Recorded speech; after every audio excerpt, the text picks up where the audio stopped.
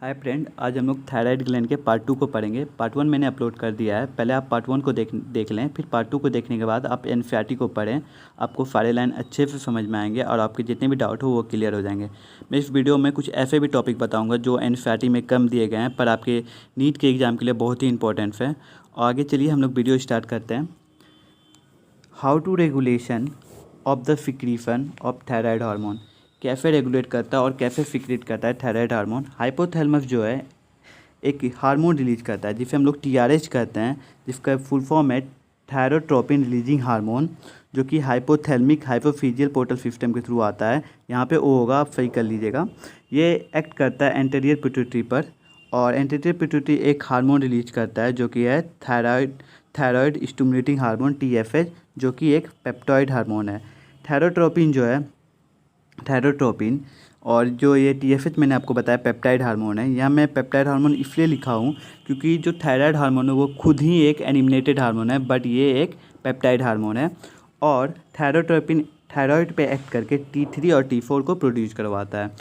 मैं एक चीज़ आपको बता दूं, अगर T3 और T4 का लेवल ज़्यादा हो जाए तो ये एक नेगेटिव फीडबैक करता है हाइपोथैलेमस पे और यहाँ से ये रोक देता है। उसके बाद ये इसका बनना कम हो जाता है, फिर इसकी जैसे इंपॉर्टेंस आती है फिर ये बनने लगती है। आइए आगे की स्लाइड हम लोग देखते हैं। ये हम लोग हाइपोथायराइडिज्म का एक जो भी प्रॉब्लम आती है वो है, मैं आपको बता दूं। मैं आगे स्लाइड में आपको इसे डायग्राम के थ्रू अच्छे से समझाऊंगा। कॉन्स्टिपेशन होता है, ड्राई स्किन होता है, वेट गेन होने लगती है अपने आप, जो कि बोला जाता है कुछ खाते भी नहीं है फिर भी वेट गेन होने लगते हैं, फटीक होने लगता है और हार्ट रेट फ्लो हो जाता है, डिक्रीज हो जाता है। आइए हम एक और स्लाइड पे देखते हैं और आपको अच्छे से समझाते हैं। अगर अब नॉर्मेलिटीज हो जाए सिक्रीशन ऑफ थायराइड हार्मोन का तो क्या क्या होता है। पहला कंडीशन होगा हाइपोथायराइडिज्म, जिसमें कम सिक्रीशन होता है, तो हाइपोथायराइडिज्म। हाइपर में ज़्यादा सिक्रीशन होता है। ये ज़्यादातर जो है इम्यून डिसऑर्डर में ही आते हैं और आयोडीन डिफिशिएंसी के कारण भी होते हैं। ये कॉमन है फीमेल में। होता क्या है, ऑटो इम्यून डिसऑर्डर बोलने का कारण क्या है, जैसे कि हम जानते हैं थायराइड फॉलिकल के अंदर एक थायरोग्लोबिन प्रोटीन था, मैंने आपको पीछे वीडियो में पढ़ाया था, और ये बाहर नहीं आता है, उसी के अंदर रहता है। इसलिए हमारा बॉडी जो है इसे पहचानता नहीं है, हमारी बॉडी इसे पहचानते नहीं है। अगर बाई चांस किसी कंडीशन में ये हमारे बॉडी से बाहर आ जाए तो होता क्या है, हमारी बॉडी इसके अगेंस्ट एंटीबॉडी बनाने लगती है, और इसके अगेंस्ट जब एंटीबॉडी बनाती है तो ये एक्ट करता है थायराइड ग्लैंड पे। अगर ये ज़्यादा एक्ट करता है, अगर इसके सिक्रीशन के लिए स्टिमुलेट करता है तो हाइपरथायराइडिज्म होगा, अगर कम करता है तो हाइपोथायराइडिज्म होगा। यहाँ तक आपको समझ में आ गया होगा। मैं फिर से एक बार बता दूँ, हमारे बॉडी में जो कि थायरोग्लोबिन है, जो कि थायराइड फॉलिकल के अंदर होते हैं, वो हमारे ब्लड के टच में नहीं आते हैं। अगर ये किसी कंडीशन में ब्लड के टच में आ जाते हैं तो हमारा बॉडी इसके अगेंस्ट एंटीबॉडी बनाता है। अगर इसके अगेंस्ट एंटीबॉडी बनाएगा तो अगर इसको स्टिमुलेट करेगा, ज़्यादा बनाएगा तो ये हाइपरथायराइडिज्म होगा, अगर कम बनाएगा तो हाइपोथायराइडिज्म होगा। आइए इसके कुछ डिफरेंट करते हैं हम लोग और समझते हैं क्या है। हाइपोथायराइडिज्म में और हाइपरथायराइडिज्म में होता क्या है, ये मोर लेथार्जिक है, इसे कुछ करने का मन नहीं करेगा, ये रेस्टलेस है। और ये है सोमेलेंस और इन्फोमिनिया। सोमेलेंस कहने का मतलब इसे बहुत नींद आएगी, आप यही याद रखिएगा। हाइपोथायराइडिज्म के पेशेंट को बहुत नींद आएगी और इन्फोमिया के पेशेंट को तो नींद ही नहीं आएगी, हाइपोथायराइडिज्म को। ब्रेडिकार्डिया, इसका मतलब इसका जो हार्ट रेट है वो डिक्रीज हो जाएगा, और इसका टैकीकार्डिया मतलब इसका हार्ट रेट इंक्रीज हो जाएगा। ये आपको याद रखना है। इसे ठंड लगेगी, कॉलिन टॉलरेंस, और इसे गर्मी लगेगी, हिल्टिन टॉलरेंस। इसका वेट गेन होगा, बिना कुछ खाए भी इसका वेट गेन होने लगेगा, और इसका वेट लॉस होने लगेगा। कॉन्स्टिपेशन होगा, डायरिया होगा। आप इसमें याद रखिएगा, इसमें मोर स्लीप, इसमें इन्फोमिनिया में स्लीप होता ही नहीं, फिर नींद आता ही नहीं। टैकीकार्डिया में इंक्रीज हो जाएगा हार्ट रेट, और इसमें हार्ट रेट कम हो जाएगा, आपको याद होना चाहिए। और मैं आपको फिर से बता दूं, इसमें जो है वेट गेन होने लगता है और ये वेट लॉस होने लगता है।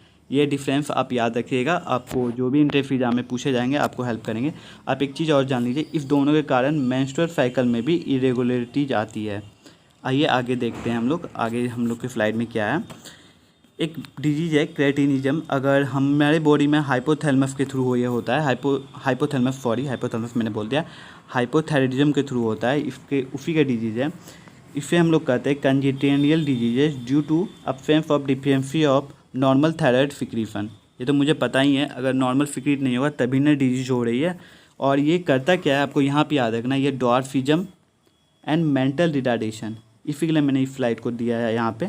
मेंटल रिटार्डेशन मेंटलिटी पे अफेक्ट करता है, मेंटल रिटार्डेशन पे अफेक्ट करता है, मेंटल डेवलपमेंट पे अफेक्ट करता है। ये हाइपोथायरॉयडिज्म का है, मैंने आपको बताया था। एक्वायर्ड डिजीज है, एक्चुअली बर्थ से ही आने लगता है, ठीक है। अगर किसी में प्रॉब्लम हुआ, बर्थ से नहीं आता, किसी में अगर ये हार्मोन प्रॉब्लम हुआ तो होता है। आइए आगे की स्लाइड में मैं देखता हूँ डिटेल। अगर हम लोग देखें हाइपोथायरॉयडिज्म का तो क्या है, अगर ये चाइल्डहुड में हो जाए, अगर ये बहुत ही इंपॉर्टेंट है, इसके एग्जांपल्स पूछे जाते हैं नीट में, ठीक है। अगर ये चाइल्डहुड में हो जाए तो क्रेटिनिज्म हो जाता है, जो कि स्केलेटल इफेक्ट पे, स्केलेटल जो होते हैं हमारे स्केलेटल में, उसमें इफेक्ट करता है और मेंटल रिटार्डेट करता है।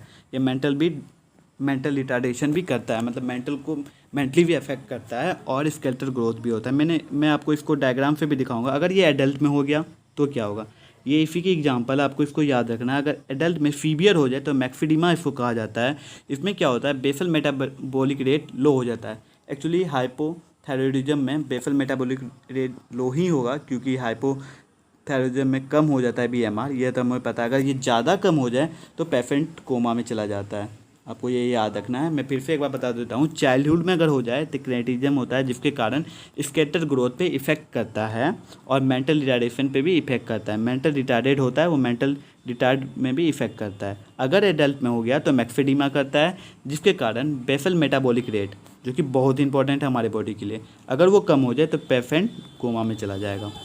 अगर पेशेंट कोमा में चला जाता है, इन केस में आपको याद रखना है, अगर एडल्ट में हाइपोथायरॉयडिज्म हो तो क्या होता है, उसके एग्जांपल पूछे जाएंगे तो मैक्सिडिमा, ठीक।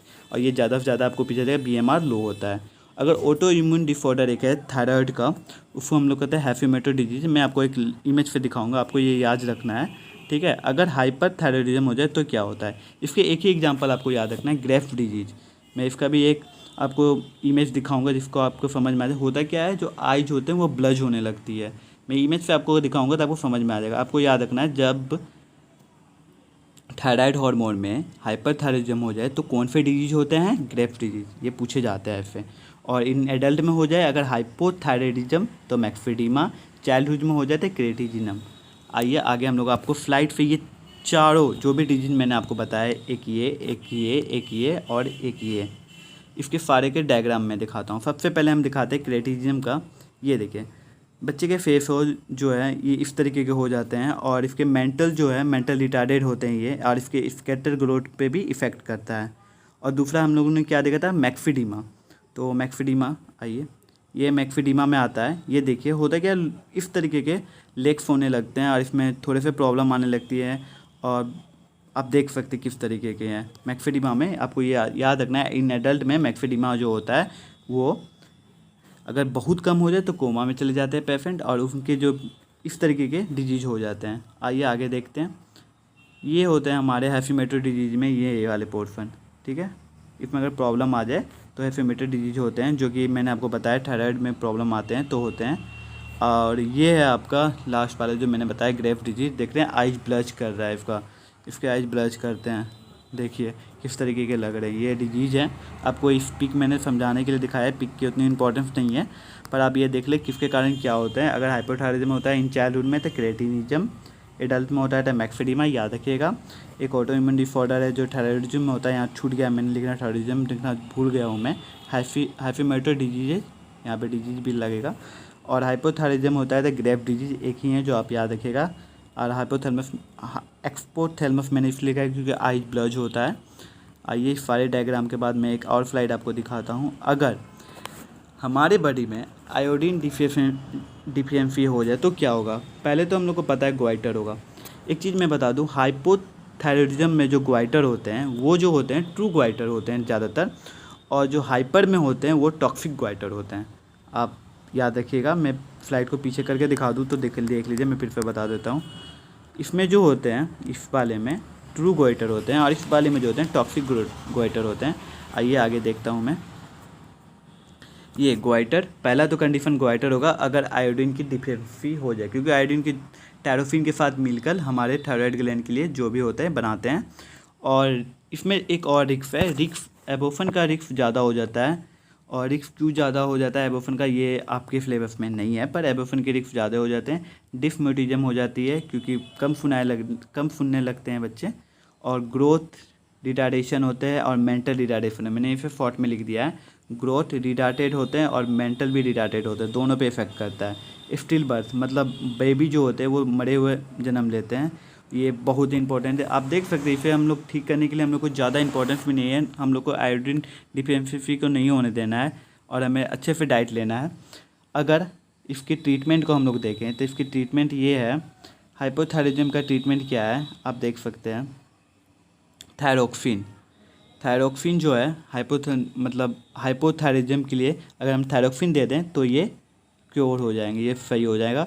और अगर हाइपरथायरॉयडिज्म है तो एंटी थायरॉयड ड्रग्स हम लोग को देना पड़ेगा, या तो सर्जरी के थ्रू भी उस ग्वाइटर को निकाला जा सकता है। अब हम इसमें ग्वाइटर को जो आप में एक बुक में आपको ग्वाइटर के बारे में दिया है, आप वह बुक से भी समझ सकते हैं, वो उतना भी आपको समझने के लिए इस वीडियो में बताने के लिए ज़रूरत नहीं है। आपको जो जो मैंने बताया वो याद रखिएगा। सबसे ज़्यादा जो इंपॉर्टेंट स्लाइड मैंने आपको बताया यहाँ पे ये है, इससे काफ़ी बार क्वेश्चन आते हैं, ठीक है, आप ये याद रखिएगा। और पीछे चलें तो आपको ये देखना है कि क्या होता है, ये autoimmune difference most in common में होता है और क्या क्या प्रॉब्लम आती है ये तो आपको पता ही है। फिर आपको मैंने इसमें दिखा दिया ये कैसे रिलीज होती है और इसके निगेटिव फीडबैक इफेक्ट कैसे होते हैं। थैंक यू, इस वीडियो को कंप्लीट हो गया। थायराइड ग्लैंड यहीं पे खत्म होता है, अगले वीडियो में हम लोग पैराथायरॉयड ग्लैंड के बारे में पढ़ेंगे। चलिए थैंक्स, अगर वीडियो पसंद आए तो सब्सक्राइब करें।